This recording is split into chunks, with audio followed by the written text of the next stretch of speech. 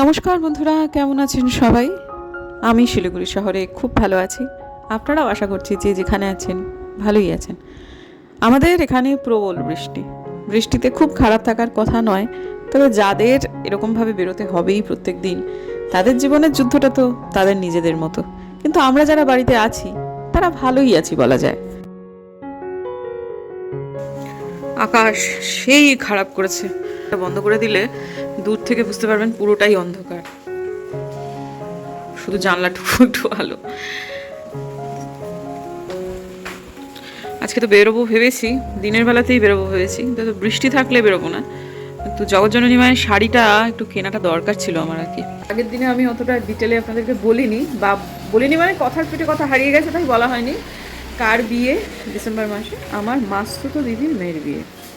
ওরা কল্যাণীতে থাকে, একদম ডিসেম্বরের শুরুতেই বিয়ে। বৃষ্টি যে খুব জোরালো বৃষ্টি তা নয়, কিন্তু একটা ঝিরঝিরে ঘ্যান ঘ্যানে বৃষ্টি, আর আকাশ ভর্তি মেঘ, দেখতে কি সুন্দর লাগছে। ছোট থেকে অনেক কিছু নিয়ে অনেক রকমের ধ্যান ধারণা ছিল, যেটা বড়বেলায় এসে কিছুটা বদলে গেছে। খুব কমই আছে যেগুলো ঠিক ছোটবেলার মতো এখনও একই রকমভাবে রয়েছে। সেই রকমই একটা একই রকম খুব অল্প ধ্যান ধারণার মধ্যে একটি, সেটা হচ্ছে আমার মনে হতো সেই ছোটবেলা থেকে যে ষড় ঋতুর মধ্যে সবথেকে রোম্যান্টিক সিজন হচ্ছে বর্ষাকাল, যেটা আমার এখনও মনে হয়। এটা ঠিক যে মনে হওয়ার পেছনে যে কারণ ছিল সেগুলো হয়তো বদলে গেছে। ছোটবেলার কারণ এখন তো মুখেও আনতে পারবো না, কিন্তু বড়বেলায় যেটা বুঝি, প্রকৃতি ভারী সুন্দর হয়ে ওঠে। এই সময় মানুষের মনে অনেক রকমের পরিবর্তন আসে, আর রোম্যান্সটা মনেরই ব্যাপার। যতই সাংসারিক চাপে লেজে গোবরে হই না কেন, বৃষ্টির সৌন্দর্য সে চিরকালই অতুলনীয়। এই যে এখন যেমন ভয়েস দিচ্ছি, পেছনে মিউজিক ছাপিয়েও যে আওয়াজটা পাচ্ছেন, সেটা বৃষ্টির। তুমুল বৃষ্টি হচ্ছে। আজকে আমাদের গাছ থেকে 2খানা লেবু আমরা পেয়েছি, একটা পড়েছিল আর একটা তোলা হয়েছে। এখন আমার প্রত্যেক দিন লেবু খেতে হয়, সেই জন্যই আলপনা দিয়ে গেল। আজকে অনেক তাড়াতাড়ি গোপালকে সমস্ত কিছু করে দিয়েছি। আজকে তার চান হয়েছে, জামা কাপড় বদলা হয়েছে। প্রসাদটা তুলে নেবো নাকি ভাবছি, একটু সময় থাকুক। আমিও আজকে অন্যদিনের থেকে অনেক তাড়াতাড়ি চান করে নিয়েছি, কারণ যখনই একটু আকাশের অবস্থা ভালো দেখবো আমি বেরিয়ে যাব, সেরকমই আমার ইচ্ছা। মাকেও ঠিক করেছি যে আজকে মায়ের অঞ্জলি দেওয়ার যে শাড়িটা, সেটাও আজকে আমি কিনে আনবো একই সাথে। মানে আমার জগৎজননী মায়ের শাড়ি এবং আমার গর্ভধারিণীর শাড়ি একসাথেই কিনে আনবো। তবে মাকে একটা শাড়ি না, মাকে আরেকটা শাড়িও দেবো। তার জন্য আবার এই যে এগুলো সমস্ত কিছু এখানে অনেকগুলো আছে, যেগুলো ফলস পিকো করতে হবে। ভদ্রমহিলা লাঞ্চে বেরিয়ে যাবেন, তার আগে তাকে পৌঁছে দিতে হবে। কিন্তু আমাদের আজকে দিদি চলে এসেছিল, অনেক তাড়াতাড়ি এসেছে আমাদের অলকাদি। এসে তিনি আজকে খুব অল্প রান্না করে দিয়ে বেরিয়ে গেছেন। কিন্তু আমার মনে হচ্ছে না টুপুর এই বর্ষা বাদলার দিনে খুব একটা ভাত খেতে চাইবে লাঞ্চে, তার জন্য কিছু একটা বানিয়ে দিতে হবে। কিরে, লাঞ্চে কি খাবি? ওই যে ওই ভালো একটা পাস্তা করে দিতে না, ওটাই খাবো। ভালো একটা পাস্তা? আচ্ছা, এখানে সরাই, কারণ পাস্তা বানাতে হবে। আর ভালো পাস্তা বলতে কি বলুন তো, সেটা হচ্ছে এই যে দিসানোর পাস্তা। এটা ভালো পাস্তা কেন জানেন? কারণ দিসানো পাস্তা হচ্ছে 100% দুরুম হুইট দিয়ে তৈরি। লাঞ্চ, ডিনার, হেলদি স্ন্যাক্স এবং স্যালাডের জন্য কিন্তু একদম পারফেক্ট। এতে ময়দা, কোলেস্টেরল, ট্রান্সফ্যাট একদমই নেই। আর্টিফিশিয়াল কালার, ফ্লেভার, প্রেজারভেটিভ থেকে এটা সম্পূর্ণই মুক্ত। 100% ভেজিটেরিয়ান। আর এটা শেপ এবং সাইজ এতটাই পারফেক্ট যে সমস্ত রকমের মশলা এতে খুব সহজেই ঢুকে যায়। আমি যখন এটা সেদ্ধ করি, সবসময় শুধু লবণ দিয়ে সেদ্ধ করি। এর আগে যত বাজারের পাস্তা আমি নিয়ে এসেছিলাম বাড়িতে, তো সেদ্ধ করতে গেলে আমাকে একটু করে তেলও দিতে হতো। সানো পাস্তা আমি যখন সেদ্ধ করি শুধু লবণ দিয়ে করি, আর অন্য কোনো কিচ্ছু লাগে না। ওটাই একে অপরের গায়ে লেগেও যায় না, এবং স্বাদটাও খুব বেশি ভালো হয়ে যায়। তাহলে চলুন শুরু করি দিসানোর পাস্তা। পাস্তাটা কি তেল দিয়ে করছো? ভালো পাস্তা করার জন্য তো ভালো তেলটাও লাগবে। ও, অয়েল দিয়ে বানাতে হবে? হ্যাঁ, এইটা হচ্ছে দিসানোর অলিভ অয়েল। ঠিক আছে, যখন তুই বললি তখন এটা দিয়ে বানাবো। ঠিক। আজকালকার মেয়ে তো সবটাই জানে, সেই জন্যই এই দিসানোর তেলটা আমাকে এনে দিল। এটা রোজকার ভারতীয় রান্নার জন্যই কিন্তু তৈরি। এটার ফ্লেভারটা খুব লাইট, যার ফলে খাবারের আসল স্বাদ কিন্তু সম্পূর্ণভাবে বজায় থাকে। ভারতীয় রান্নাঘরের সমস্ত আইটেমের জন্য দিসানোর এই অলিভ অয়েলটা কিন্তু পারফেক্ট। এই দুটোর লিঙ্কই কিন্তু আমার ডেসক্রিপশন বক্সে থাকবে, কিনবেন, খুব লাভবান হবেন। চটপট বেরিয়ে পড়ি। আসলে যেতে চাই পুনম স্টোরসে। আগের বছর পুনম স্টোরসে যাইনি, এবার যেতে চাই কারণ ওখানকার মতো অত মানে রিজনেবল রেটে এবং অত ভ্যারাইটি আশপাশের দোকানগুলোতে নেই। সত্যি কথা, এখন অবশ্য অনেকেই দিচ্ছে, কিন্তু আসলে আমার কাছে ঠিকঠাক ইনফরমেশন নেই। আমি পুনম স্টোরসের ব্যাপারে খুব কনফিডেন্ট, কিন্তু মুশকিলটা হচ্ছে ওদের দোকানে যাওয়াটা খুব কঠিন। আমাদের বাড়ি থেকে না পুরো এমন একটা রুট যেখানে মানে কেউ যেতে চায় না, আর অনেকটা দূর। এক যদি হয় আমি ওই কোর্ট মোড়ে নেমে তারপর অনেকটা রাস্তা হেঁটে রেল লাইনটা পায়ে পায়ে ক্রস করে তবে যাই, কিন্তু সেই রাস্তাটা আবার আমি ভালো করে চিনি না, মানে একটা ভুল ভুলাইয়ার মতো কেমন একটা গুলিয়ে গুলিয়ে যায়। তা যাই হোক, এখন আমার শ্বশুরমশাই আবার বললেন কিছু আম নিয়ে আসতে আর কি। তা ওখানে গেলে আমার সব দিক থেকেই সুবিধে হবে। দেখি, আমি ওই উদ্দেশ্যে তো বেরোই, তারপর কোথায় যাওয়া যায়। আর যখন যাচ্ছি তখন ওই শাড়ির ব্লাউজটাও ভাবছি কিনে আনবো, সেজন্য শাড়িটাও নিয়ে যেতে হবে। আর আমার যে শাড়িগুলো ফলস পিকো করতে হবে সেগুলো আজকে করবো না, কারণ মায়েরটা আজকে নিয়ে আসবো। তো তা মায়েরটা যখন আনবো একবারেই সবগুলো দিয়ে দেবো, সেই জন্যই। আর এখন যেহেতু খানিক সময় আছে, ব্লাউজ টেলার ব্লাউজও নেবে, আর ফলস পিকও করতেও আমার মনে হয় না খুব একটা বেশি সময় লাগবে। চলুন এবার বেরিয়ে পড়ি। বাবু খেয়েছিস না? তাই বলে ওরকম ভূতনি হয়ে থাকতে হবে? আমি ওখান থেকে নামতে নামতে দেখছি একটা ভূত বসে আছে। আমাদের আশপাশের ফুলচোরেরা বোধহয় এই ফুলটার সন্ধান পায়নি। এটা সবুজের সঙ্গে এরকমভাবে মিশে থাকে, আর সংখ্যায় যেহেতু খুব একটা বেশি নয়, তাই জন্য এত চমৎকার ফুলটা বোধহয় ওরা দেখতে পায়নি। তাহলে সকালবেলার এটাকে রক্ষা করা যেত না। কিন্তু সত্যি সত্যি রঙটা ভারী সুন্দর। লাগিয়েছিলাম এখানে রসুন লতা, সেটা তো হওয়ার বদলে এই রঙটা হয়ে গেল। ওই আর কি, আমরা যা চাই ভগবান সেটা আমাদের থেকে একটু বেটার কিছু প্ল্যান করে রাখে। তবে আশা করছি রসুন লতাটাও হবে। রসুন লতা অনেক রোদ লাগে, এই জায়গাটা রোদটা বড় অল্প পায়, সেটাই সমস্যা। যাই হোক, এখন একটা রিক্সা পেয়ে গেলাম। আমাদের ওই যেখানে যাচ্ছি মহাবিস্থানের ওই জায়গাটাতে না কোনো টোটো যেতে চায় না। ওদের তো এখন আবার রুট ফুটগুলো ভাগ হয়ে গেছে, যখন ছিল না তখনও যেতে চাইতো না। ওখানে যেতে গেলে রিক্সাই নিতে হতো, এবং রিক্সারা যা ইচ্ছা তাই একটা রেট চাইতো।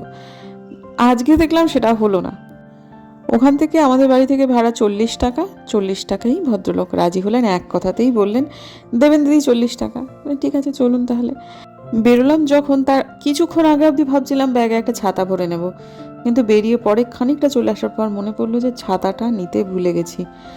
একদিক থেকে ছাতা না নিয়ে ভালোই হয়েছে, কারণ প্রবল হারে ছাতা হারানোর অভ্যেস শুধু আমার হাজব্যান্ডের নয়, আমারও আছে। কিন্তু ভিজলে আবার একটু হাজব্যান্ডের গাটা জ্বর জ্বর আছে, সে নিয়েই তো সে কলেজ টলেজ করছে, ওই ভিজে ভিজে সেটা হয়েছে আর কি। একদিন ছাতা কলেজে ফেলে এসেছে না বাসে ফেলে এসেছে, তারপর পুরো রাস্তা যতটুকু সে মানে রিক্সা ওঠার আগে ভিজেছে, তাতেই গন্ডগোল হয়ে গেছে। এখন গরম, এখন বৃষ্টি হলে ঠান্ডা, এরকম ওয়েদারে যা হয়ে থাকে। তা আমার আবার ওইটা একটা ভয় করছিল যে যখন তখন দুপুরের ওই সেন্ট্রাল গভর্নমেন্টের যে অ্যাডমিশন পোর্টাল সেগুলো খুলে যাবে, এবং তখনই আমাদের হয়তো বা ছুটতে হবে। সেই জন্য না আমরা দুজনেই চিৎপাত হয়ে বিছানায় পড়ে যেতে পারবো না। এদিকে আবার বৃষ্টি এক পশলা কিন্তু হচ্ছিল, কিছুটা হচ্ছে না কিছুটা হচ্ছে। এই জায়গাটা দেখতে পেলেন তো, রাস্তাটা ভেজা, খানিক আগেই বৃষ্টি হয়েছে।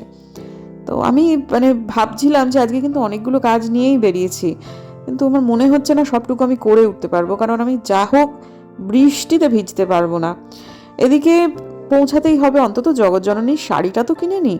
অনেকগুলো কাজ যখন নিয়ে বেরোই তখন ওই একটা একটা করে টিক মারার ব্যাপার থাকে, অর্থাৎ প্রথমে এটা করে নিই, তার পরেরটা পরে হবে, এইরকমভাবে আমাকে করতে হবে। একটা জিনিস, দুটো জিনিস আমাকে করতেই হবে।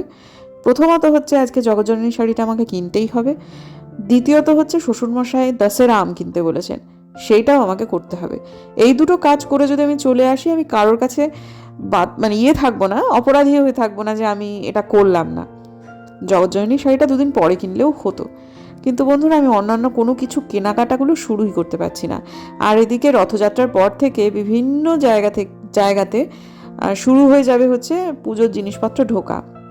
এখনও যদিও সেরকম অর্থে খুব একটা যে ভিড় শুরু হয়েছে পুজোর তা না, তবে মায়ের শাড়িটা কিনে নেওয়াই যায়। আর এইটা হচ্ছে মহাবীরস্থানের মার্কেট, শিলিগুড়ির অন্যতম প্রাচীন হোলসেল মার্কেট। এখানেই আমার শাশুড়ি মা স্কুলটা খুব কাছে ছিল জন্য উনি যখন স্কুলে থাকতেন ফেরার পথে হাত ভর্তি ভর্তি করে বাজার নিয়ে যেতেন। আর মহাবীরস্থান হচ্ছে এই মন্দিরটা, মহাবীর মন্দির মানে হনুমানজির মন্দির, এই মন্দিরের জন্যই এই জায়গাটার নাম হচ্ছে মহাবীরস্থান। মন্দিরটাতে সামনে এলাম, আর মন্দিরে আসবো না তা তো হতে পারে না। তো এখন মন্দিরে এলাম, কিছুক্ষণ বসেছিলাম, হনুমান চালিসা পাঠ করলাম, তারপর সেখান থেকে বেরিয়ে গেলাম। আরেকটু সময় মন্দিরে বসাই যেত, কিন্তু মাথায় ঘুরছে বৃষ্টি বৃষ্টি বৃষ্টি। এবং যখন মন্দিরে ছিলাম তখনও এক পশলা বৃষ্টি হয়ে গেল, 5-6 মিনিটের বৃষ্টি কিন্তু হয়ে গেল। তো যাই হোক, এখান থেকে একেবারে সংলগ্নই হচ্ছে পুনাম স্টোর্স। এখানকার কিন্তু অন্যান্য সব দোকানই এই রকমই রিজনেবল। যারা উত্তরবঙ্গের অন্যান্য শহরে থাকেন, ব্যবসা করেন এবং শিলিগুড়িতে তারা জিনিসপত্র কিনতে আসেন নিজেদের দোকানের জন্য, তারা এই দোকানটাকেই কিন্তু এই বাজারটা থেকেই হোলসেল জিনিস কিনে নিয়ে যান। যাই হোক, এই শাড়িটা আমার খুব পছন্দ হয়েছিল। অনেকগুলো শাড়ি দেখাচ্ছিল, তার মধ্যে এই শাড়িটাও ভালো লেগেছে। এখন মনে হচ্ছে এটা নিলেই হতো। তবে যাই হোক, যেটা নিয়েছিলাম সেটাও মন্দ নয়। তো সেখান থেকে হাঁটা পথ দূরত্বে হচ্ছে ফল বাজার। আমি শুধু ঈশ্বরকে বলছি, ঠাকুর আর যাই হোক বৃষ্টিটা যেন না হয়।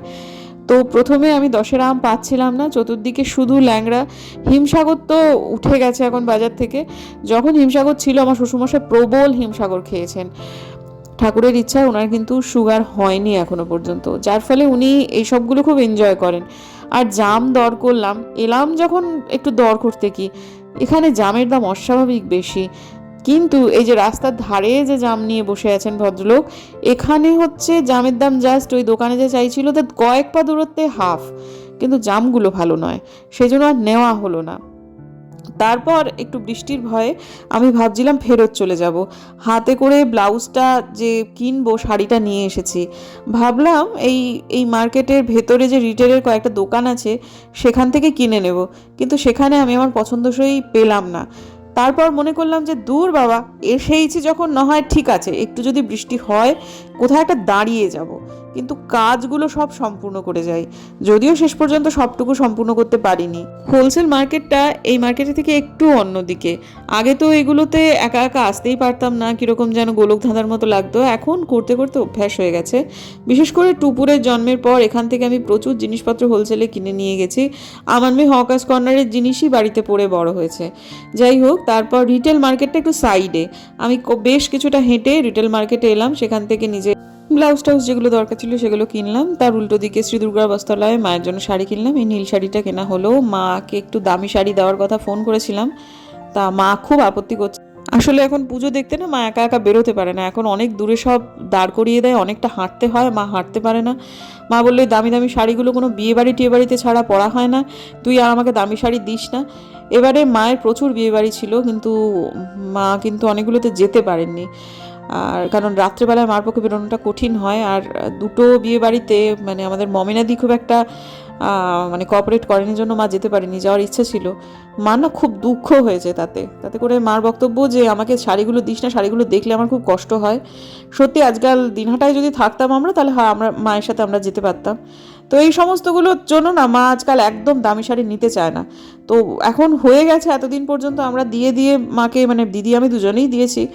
তো মা বলছেন যে যদি তুই আমাকে দিতেই হয় তাহলে এরকমই শাড়ি দিবি, আর একটা দিবি। কারণ আমি, মা বোধহয় ওই সপ্তমী অষ্টমী নবমী এবং ষষ্ঠী এই 4 দিনই মা বিকেল বেলাতে বেরোবে না, দিনের বেলাতে একবার করে একটু বেরোবে।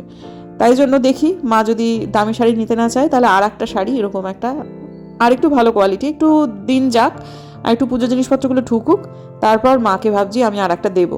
বাড়ি এসে এমন ধোঁ দিয়েছি যে পুরো জায়গাটা একদম ঝাপসা ঝাপসা হয়ে গেছে। সন্ধেবাতি দেওয়ার পর জানলাগুলো একটু, দরজাগুলো একটু খুলে দে।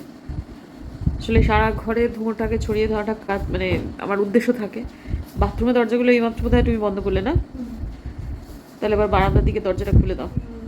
আপনাদেরকে দেখানোই হলো না, আমি ইনফ্যাক্ট আমি বাড়িতেও কাউকে দেখাইনি যে আমি কী কী কিনে এনেছি। আর মায়ের সাথেও কথা হয়নি। দেখাই মাকে এবার শাড়ি টাড়িগুলো, তার আগে আপনাদেরকে ভালো করে দেখা। একটু বেশি হয়ে গেছে আজকে ধোঁয়াটা, এবং বৃষ্টি শুরু হয়েছে। খুব বৃষ্টির ভয় পাচ্ছিলাম। আরও কয়েকটা কাজ ছিল, এক তো এত হাতে এত ভারী হয়ে গেছিলো, সেটা একটা কারণ। না 2 নম্বর কথা হচ্ছে বৃষ্টির ভয় ছিল, সেজন্য তাড়াতাড়ি করে চলে এলাম। অবশ্য কাল পরশু করে নেওয়া যাবে। এই শাড়িটা হচ্ছে জগজননী মায়ের শাড়ি, আর এটা হচ্ছে আঁচলা। একদম পাকা আমের রঙটা, আমার এই রঙটা যে এত ভালো লাগে, এই হলদেটা মাকে আমাদের খুব সুন্দর লাগবে। পছন্দ হয়েছে? এটা হচ্ছে বডিটা, আর এটা হচ্ছে আঁচলাটা। মায়ের জন্য তো আর ব্লাউজ পিস কাটা হবে না, ওরাই কেমন করে পরাবে ওরাই জানে, আমি তো এরমভাবেই ধরিয়ে দেবো। ভালো লেগেছে মাম্মা? খুব সুন্দর, ভালো। খুব মিষ্টি। বাবাকে ডাক। বাবা, পছন্দ হয়েছে? ভালো। ভালো। আচ্ছা, আর এইটা হচ্ছে তোমার শাশুড়ি মায়ের অঞ্জলি দেওয়ার শাড়ি, মেন শাড়ি না, অঞ্জলিতে দেওয়ার জন্য। একটু বার করো না হাতে টানো।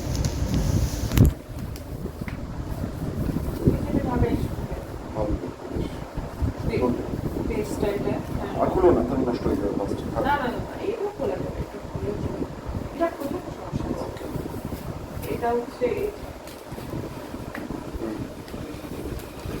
খুবই ভালো। সুন্দর দিদাকে খুব মানাবে। হ্যাঁ, বেশ বেশ, আমার বেশ লেগেছে, বেশ লেগেছে। আমার খুব পছন্দ হয়েছে। হ্যাঁ, এটা মাকে বলবে। দুটোই ভালো লাগে, দুই মাকেই খুব ভালো লাগে। মায়ের শাড়িটা ফলস পিকো করে তারপর মাকে একদম রেডি করে দিতে হবে। তো ব্লাউজ শাড়ি কিনে এনেছি, সেটাও দেখলেনি। আর মাকে পরপর, মানে জগজ্জননী মাকে পরপর 3 বছর কিন্তু আমি লাল কিছু দিইনি। একবার দিলাম ওই টিয়া রঙের একটা শাড়ি, পরের বার দিলাম সবুজ, আর এইবারেতে না, পরের বার যেন কি দিয়েছিলাম, এবারও ওই রকম শাড়ি। কারণ আমি দেখেছি মা লাল ছাড়ার অনেক রকমের শাড়ি পরে, আর বছরের বেশিরভাগ সময় মানুষ মাকে সবাই লাল শাড়ি দেয়। মা বছরের মানে প্রায় 11.5 মাসে আমার জগজ্জননী মা লালই পরে থাকেন। তবে এখন একটু অন্য রঙের শাড়ি দেওয়ার ট্রেন্ডও চালু হয়েছে। আমি এবারে ওই অম্বুবাচীর পরে দেখলাম কালো রঙের একটা শাড়ি, কি সুন্দর যে লাগছে মাকে দেখতে, বাপরে বাপ। তো ওই রকমই আজকাল খুব দেখছি সবুজ নীল এসব শাড়ি মা পরছে। সেই ভরসাতেই আমার মনে হলো যে না মা, তোমাকে এবার আমি এই রঙের শাড়ি দেবো, মানে লাল ছাড়া অন্য কিছু দেবো, পরের বার লাল বা মেরুন দেবো, এরকম একটা মনে মনে ভেবে রেখেছি। বৃষ্টিটা হেভি বাড়লো, আমার ফোনে আজকে একদমই বেশি চার্জ নেই, ছাঁটের বৃষ্টি, এটাতে বসা যাবে না, এটা পুরো মানে ভিজে আছে আর কি। আজকে একদমই ফোনেতে চার্জ নেই, কাজে আমি আজকে 2টো ব্লগ এডিট করবো ভেবেছিলাম, আর মনে হয় আমি একটা ব্লগও এডিট করতে পারবো। ঠিক আছে, আর কি করা যাবে, যেদিন যেমন হয় তেমন আর কি। এখন বাজারে গেলে কত রকমের কথা মনে হয়। আজকে যেতে যেতে ভাবছিলাম যে মানে একটা সময় ছিল বাজারে যাই দেখতাম সেটাই আমার মনে হতো এটা আমার লাগবে। বাজারে যদি আমাকে কেউ 5,000 টাকা দিয়ে পাঠাতো, শুধু যদি বলতো যে তুমি 2টি নাইটি কিনে নিয়ে এসো বা একটি সুতির শাড়ি কিনে নিয়ে এসো, আর 5,000 টাকাই খরচা করে দিয়ে চলে আসতাম, কারণ আমার যাই তাকাতাম তাই মনে হতো এটা আমার লাগবে। সেই সময়টায় আমার শ্বশুরমশাই খুব রাগ করতেন। বিয়ের আগে আমি খুব একটা নিজে নিজে বাজার করতাম না, তারপরে যখন হস্টেল লাইফ শুরু হয় তখন বাজারে একা একা খুব একটা যেতাম না, কিন্তু বিয়ের পর একা একা বাজার যখন করতে শিখলাম তখন আমার খুব বেহিসাবিপনা ছিল। আমার শাশুড়ি মা কিন্তু বাবাকে সবসময় বলতেন সময় কিন্তু ওকে একদম সব ঠিক করে দেবে, অযথা এরকমভাবে আটকিও না। এখন আমি শাশুড়ি মার কথা ভাবি যে কী ধৈর্য ছিল, কী বুদ্ধিমতী ছিলেন, এত যে মানে তিনি ছাড় দিয়েছিলেন, সেই কারণেই হয়তো বা আমি এখন বুঝতে শিখেছি যে সত্যি সত্যি যেটা দরকার নেই সেটা, মানে এখন একটা মানে অন্য ভাষায় একটা শব্দ আছে না, মজাল হ্যাঁ, মানে এখন বাজারে গেলে মজাল হ্যাঁ যে আমি একটা প্রয়োজনের অতিরিক্ত জিনিসপত্র কিনবই না। আমি জানি যে এটা আমার কাছে আছে, এটা আমার এখন লাগবে না। এটা অবশ্য কিছুটা মানে কেউ অন্যভাবে নেবেন না, আমি কাউকেই ছোটো করার জন্য বলছি না। আমার নিজের উপার্জন যখন আমি করতে শুরু করেছি, যখন থেকে আমি বুঝতে শিখেছি ভাই টাকা ইনকাম করতে কষ্ট হয়, তখন থেকেই উপলব্ধিটা চালু হয়েছিল। আর তাছাড়াও এটা হয়তো অনেকের ক্ষেত্রে, মানে অনেকেই আছেন যেমন সারা জীবন হাউস ওয়াইফ, কিন্তু তারা ভীষণ মানে হিসেবি, কিন্তু এটা আমার ক্ষেত্রে হয়েছিল। এটা আমি আমারটুকু বলছি, আমি কাউকেই আবারও বলছি, আমি ছোটো করছি না। আর দ্বিতীয়ত হচ্ছে কি, হয়তো বা সেই সময় এত বেহিসেবি খরচ করে ফেলেছি জন্য আমার এখন আর খরচ করার খুব একটা ইচ্ছা নেই। তো যার ফলে প্রত্যেকটা বয়সকেই একটু ধৈর্য নিয়ে গুরুজনদের পার করতে হয়, আমি এটা বুঝতে পেরেছি। আজকে যদি শাশুড়ি মা প্রত্যেকটা পদে পদে আমাকে টুকতেন, তাহলে আমার পক্ষে ভালো বৌমা হওয়া কিন্তু সম্ভব হতো না। ওরা সত্যি মানে বিশেষ করে আমার শাশুড়ি মা আমাকে খুব ধৈর্য নিয়ে হ্যান্ডেল করেছেন কিন্তু। হ্যাঁ, আমি এখন বুঝতে পারি। বাজারে গিয়ে আজকে যখন পায়ে পায়ে হাঁটছিলাম, এদিক ওদিক দেখছিলাম, তখন মনে পড়ছিল যে আগে হলে এই লাল নাইটিটা দেখেও আমার পছন্দ হতো, এই সবুজ শাড়িটা দেখেও আমার পছন্দ হতো, এবং আমি সেগুলো কিনে নিয়ে আসতাম। এর আগেও আমি আমার ব্লগে বলেছি যে আমার যে এত এত শাড়ি, এখন যে আমি নির্দ্বিধায় বলতে পারি যে আমি শাড়ি কিনবো না, 2025-এ আমি একটা শাড়িও কিনিনি। সেটার কারণ এককালে আমি প্রচুর শাড়ি কিনেছিলাম, আমার কাছে প্রচুর শাড়ি রয়েছে, আমি আলমারি খুললে অনেক অনেক শাড়ি দেখতে পাই। এককালে এরকম পাগলের মতো শাড়ি কিনেছিলাম, জন্যই আমার কাছে এত শাড়ি আছে, এবং জন্য আমি এটা বলতে পারি যে আমি শাড়ি কিনবো না। যাই হোক, সব মিলিয়ে মিশিয়ে মাঝে মাঝে বুম্বাদাও ধৈর্য হারিয়ে ফেলে দুপুরের বেলায়, আমিও মাঝে মাঝে হয়তো করে ফেলি, কিন্তু আমার নিজেকে নিজের জীবন দিয়ে, নিজের এই এগিয়ে চলা দিয়ে আমি বুঝতে পারি যে না, ধৈর্য রাখাটা জরুরি। শেষ পর্যন্ত ধৈর্য ধরলে ভালোই হবে, ভালোই হয়। চলুন বন্ধুরা, দেখা হচ্ছে কালকে একটা নতুন ব্লগে। আমার ভিডিও যদি ভালো লাগে সাবস্ক্রাইব করবেন, পাশে নোটিফিকেশন বেলটাকে অন করবেন, যাতে ভিডিও দিলেই নোটিফিকেশন চলে যায় আপনাদের কাছে। প্রবল বৃষ্টি শুরু হয়েছে, চলুক, বৃষ্টি খুব দরকার ছিল। দেখা হচ্ছে কাল, ততক্ষণের জন্য টাটা।